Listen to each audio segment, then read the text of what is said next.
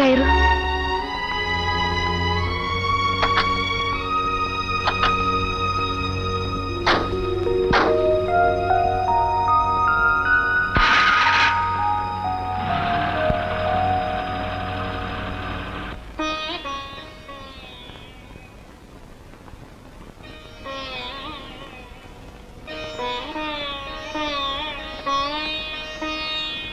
साहब जी. देवन,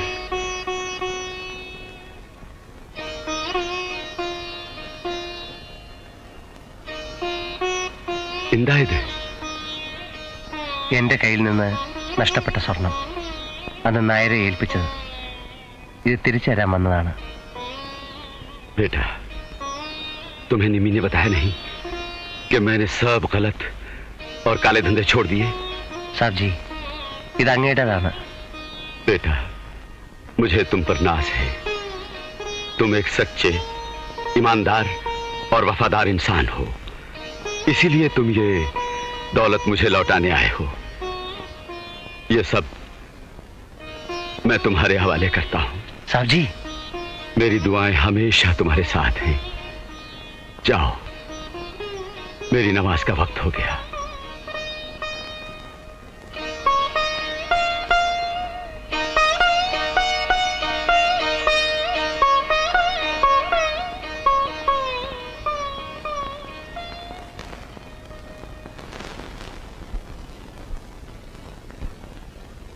ഉണ്ണികൃഷ്ണൻ അയച്ച എഴുത്തുകളാണ്.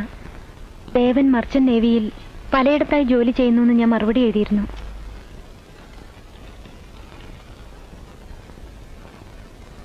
അയച്ച കാശ് വീടിന്റെ കടം വീട്ടാൻ പോലും തികഞ്ഞില്ല. അയച്ച കാശോ? ആരയച്ചു? കരിസാബോ? അല്ല, അദ്ദേഹം മുഴുവൻ സ്വത്തുക്കളും ഏതോ ധർമ്മസ്ഥാപനത്തിലേക്ക് എഴുതി കൊടുത്തു. എന്റെ കയ്യിലുണ്ടായിരുന്നു. 4 വർഷവും മുടങ്ങാതെ നീ നിമ്മി, നാട്ടിലെ എൻ്റെ അനുഭവം വെച്ച് ഇവിടെ എനിക്ക് കിട്ടിയ ഈ സ്നേഹവും സഹായവും ഞാൻ പ്രതീക്ഷിച്ചതല്ല. എല്ലാം ഇങ്ങനെയൊക്കെ ആകുമെന്നും കരുതിയിരുന്നില്ല. ഇനി എനിക്ക് തിരിച്ചു പോകണം എൻ്റെ നാട്ടിലേക്ക്. അതിനു വേണ്ടിയാണ് ഇത്ര കഷ്ടപ്പെട്ടത്. വൃത്തികെട്ട വഴിക്കാണെങ്കിലും ഞാൻ സമ്പാദിച്ചത് എല്ലാം നിമ്മിക്കറിയാമല്ലോ. ദേവൻ എപ്പോഴാ തിരിക്കുന്നത്? നാളെ. അതിനു മുൻപ് എനിക്ക് ഹസനെ ഒന്ന് കാണണം. അയാൾ ഗൾഫിലാണ്. നമ്മുടെ കോണ്ടാക്ട്സ് വെച്ച് ഞാൻ അയച്ചു.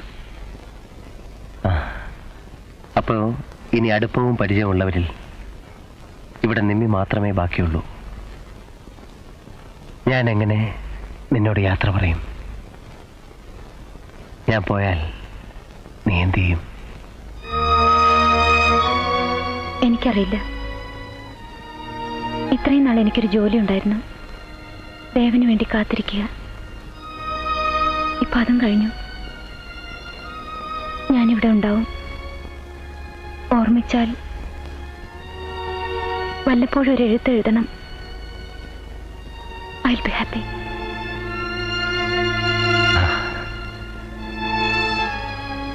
ഇത്ര നാളും എന്നെ മാത്രം ഓർമ്മിച്ചിരുന്ന നിന്നെ എനിക്കെങ്ങനെ മറക്കാൻ പറ്റും?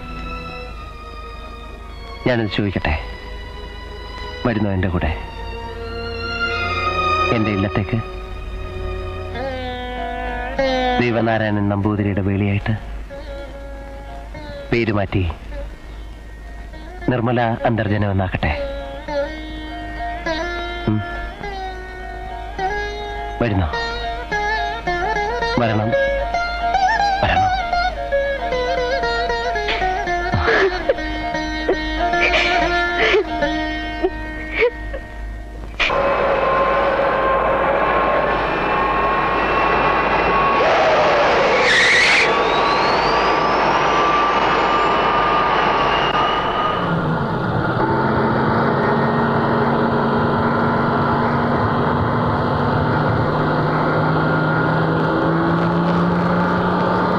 Excuse me, I am Devan from Bombay. I have a reservation. Yes, room റെഡിയാണ് സാർ.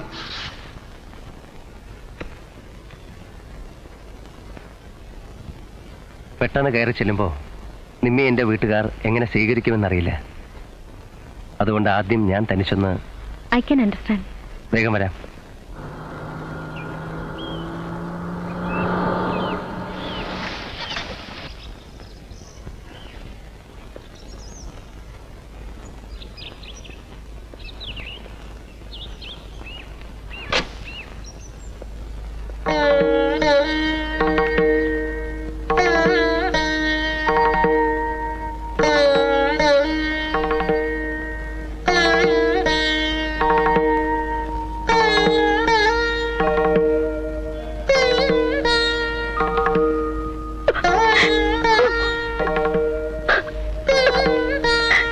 അമ്മേ, അമ്മേ, അമ്മേ.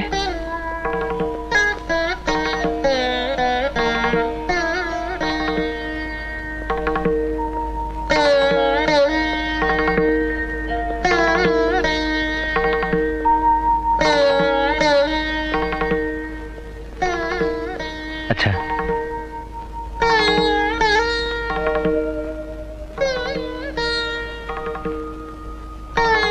എന്തിനാ ഇപ്പൊ ഇങ്ങോട്ട് വന്നത്? എന്റെ ശരീരം മാത്രമേ തകർന്നിട്ടുള്ളൂ, മനസ്സും ബുദ്ധിയും മരവിച്ചിട്ടില്ല.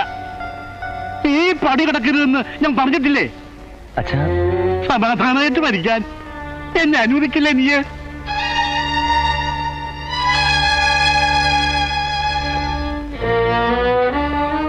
ഒപ്പോളെ സുഭദ്രയും താത്രക്കുട്ടിയൊക്കെ എവിടെ? എന്തിനാണ് അന്വേഷിക്കുന്നത്? എന്ത് ബന്ധമാണ് നിനക്ക് അവരുമായിട്ട്? ഇത്രയും കാലം എവിടെയായിരുന്നു നീ? വയ്യാണ്ടായ അച്ഛനെയും അമ്മയും പെങ്ങന്മാരെയും വിട്ട് നീ സർക്കിട്ടിന് പോയില്ലേ? അമ്മേ, ഞാൻ ഉണ്ണികൃഷ്ണനെ. ഒന്നും പറയണ്ട. അച്ഛൻ പറഞ്ഞത് കേട്ടില്ലേ നീ? ഇറങ്ങി പൊയ്ക്കോളൂ. അമ്മേ, ഞാൻ പറയുന്നത്. വേണ്ട, എനിക്കൊന്നും കേൾക്കണ്ട. പലപ്പോഴും അച്ഛൻ നിന്നെ ശപിക്കുമ്പോൾ മനസ്സ് നൊന്തവളാണ് ഞാൻ. ഇപ്പൊ എനിക്ക് ബോധ്യായി, ഈ കുടുംബത്തിന്റെ ശാപമാണ് നീ. ഇനി നിന്നെ കൊണ്ട് ഇവിടെ ആർക്കും ഒരാവശ്യമില്ല. പൊയ്ക്കോളൂ. ഇറങ്ങി പോകാൻ, ഇറങ്ങി പോകാൻ, ഇറങ്ങി പോകാൻ. സഖാവുകരണം സിന്ദാബാദ്, സഖാവുകരണം സിന്ദാബാദ്, സിന്ദാബാദ്, സിന്ദാബാദ്, സഖാവുകരണം സിന്ദാബാദ്, ഇൻക്ലാബ് സിന്ദാബാദ്, ഇൻക്ലാബ് സിന്ദാബാദ്, വർഗീയവാദികൾ മുർദാബാദ്, വർഗീയവാദികൾ മുർദാബാദ്, തൊഴിലാളിഐക്യം സിന്ദാബാദ്, തൊഴിലാളിഐക്യം സിന്ദാബാദ്, തൊഴിലാളിഐക്യം സിന്ദാബാദ്, തൊഴിലാളിഐക്യം സിന്ദാബാദ്, സഖാവുകരണം സിന്ദാബാദ്, സഖാവുകരണം സിന്ദാബാദ്, ഇൻക്ലാബ് സിന്ദാബാദ്, ഇൻക്ലാബ് സിന്ദാബാദ്, വർഗീയവാദികൾ മുർദാബാദ്, വർഗീയവാദികൾ മുർദാബാദ്, വർഗീയവാദികൾ മുർദാബാദ്, വർഗീയവാദികൾ മുർദാബാദ്.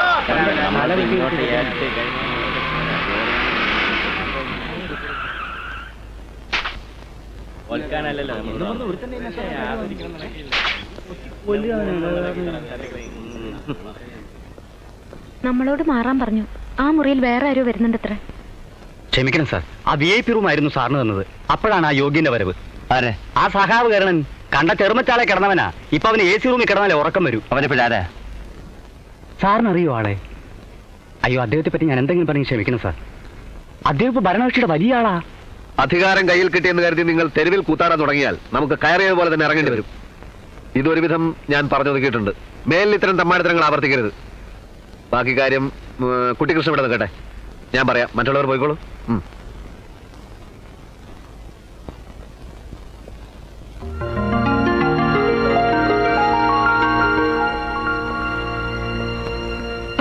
ആരിത്? ദേവനോ? താൻ ഇവിടെ?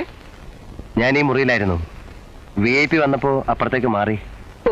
നോ നോ, തന്നെ കണ്ടിട്ട് എത്ര നാളായിടോ? നമുക്ക് വിശദമായിട്ട് സംസാരിക്കണം. എനിക്ക് ചെറിയൊരു പ്രശ്നം തീർക്കാനുണ്ട്. ഞാൻ അങ്ങോട്ട് വരാം.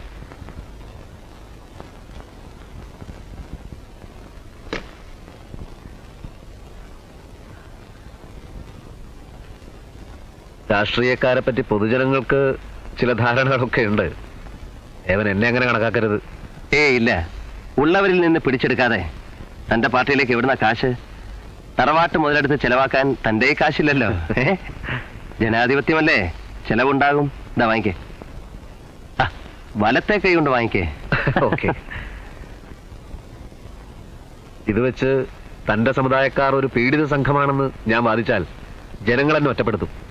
കാരണം ഇന്ത്യയിലെ ഭൂവുടമകളും ജനപ്രതിനിധികളും ഭൂരിപക്ഷവും സവർണരാണ്. വടക്കൻ സംസ്ഥാനങ്ങളിൽ ദിവസവും അധകൃത വർഗത്തിൽപ്പെട്ടവരെയും ഹരിജനങ്ങളെയും മേൽജാതിക്കാർ കൂട്ടക്കൊല ചെയ്യുന്ന കാര്യം തനിക്കറിയാമോ? മനുഷ്യനെ തീയിലിട്ട് ചുടുക കൂടി ചെയ്യുന്നു. കുറ്റം ചെയ്യുന്നവരെ ശിക്ഷിക്കണോടോ, അതിലാർക്കും പരാതിയില്ല. കൊറ്റിന് വഴിയില്ലാത്തവരെ തേജോവധം ചെയ്യുന്ന ക്രൂരതയാണ് പൊറുക്കാനാവാത്തത്.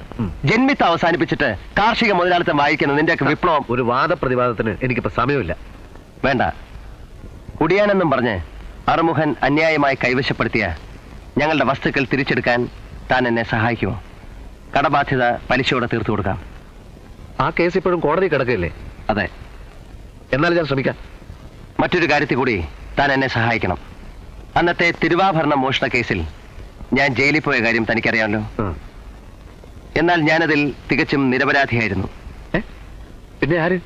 ഞാൻ എടുക്കാത്ത ആഭരണത്തിന്റെ ഒരു ഭാഗം എന്റെ വീട്ടിൽ നിന്ന് തൊണ്ടിയായി എടുത്തവർ തന്നെയാകും അതിന് പിന്നിൽ. എന്ന് വെച്ചാൽ അർമുഖനും സംഘവും തന്നെ.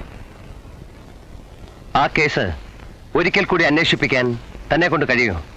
യഥാർത്ഥ കുറ്റവാളികൾ ആരാണെന്ന് കണ്ടുപിടിക്കാൻ? ഒരു സ്നേഹിതനെന്ന നിലയിൽ നിന്റെ നിരപരാധിത്വം തെളിയിക്കേണ്ടത് എന്റെ കടമയാണ്. തീർച്ചയായും. ആളുകൾ പറയണ കേട്ടാ സഹിക്കില്ല. തന്റെ ഓപ്പള് പഴച്ചു എന്ന് ഞാൻ വിശ്വസിക്കുന്നില്ല. എന്നാലും നാട്ടുകാരുടെ വായടച്ച് കെട്ടാൻ ഒക്കുവോ? ഉണ്ണികൃഷ്ണൻ എവിടെ പോയിന്ന് ആർക്കും അറിയില്ല. അതിനിടയ്ക്ക് രണ്ടാമത്തവൾ രക്ഷപ്പെട്ടു. അതൊരു ഭാഗ്യമായി ചോളൂ. അല്ലെങ്കിൽ ഇങ്ങനൊരു പെൺകൊട തരാവില്ല. എവിടേക്കാ സുഭദ്രേ? അമ്മയൊന്നും പറഞ്ഞില്ലേ? ഉണ്ണികൃഷ്ണൻ എവിടെ പോയി എന്നൂടെ പറഞ്ഞില്ല. പൊട്ടിത്തെറിച്ചാ സംസാരിച്ചത്. എനിക്കൊന്നും ചോദിക്കാൻ തോന്നില്ല. ഇറങ്ങിപ്പോന്നു. ഊഹിക്കാൻ പറയൂ.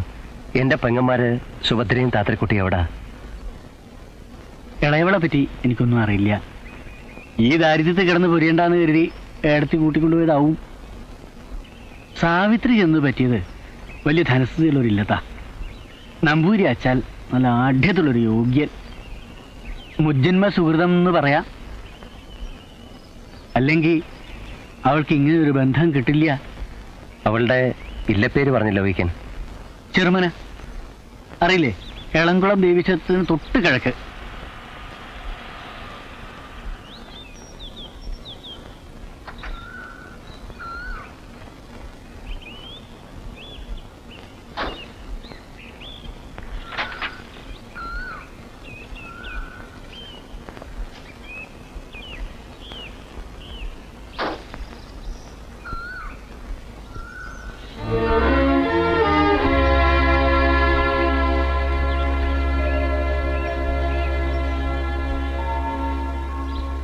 സുഭദ്രേ,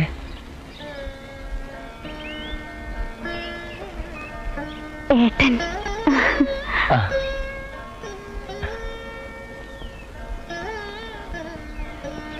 താത്രക്കുട്ടി എവിടെ?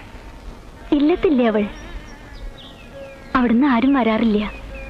ഇവിടുന്ന് അങ്ങോട്ടും അദ്ദേഹം അയക്കില്ല എന്നെ. അതെന്താ? അദ്ദേഹം അങ്ങനെയാ. ഏട്ടൻ വരൂ.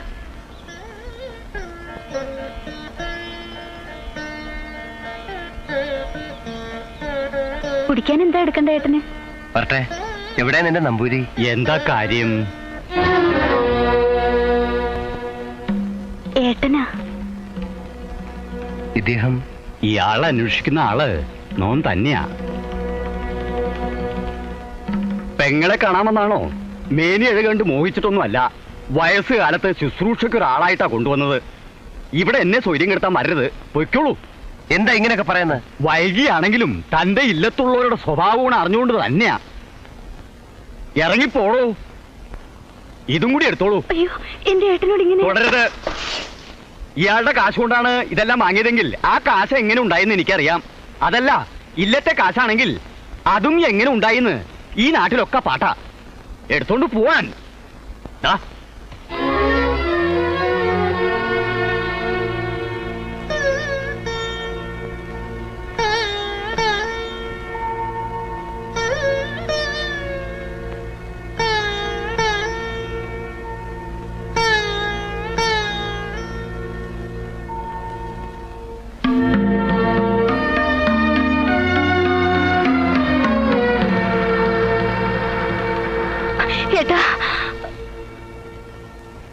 ഏട്ടനൊന്നും തോന്നരുത്.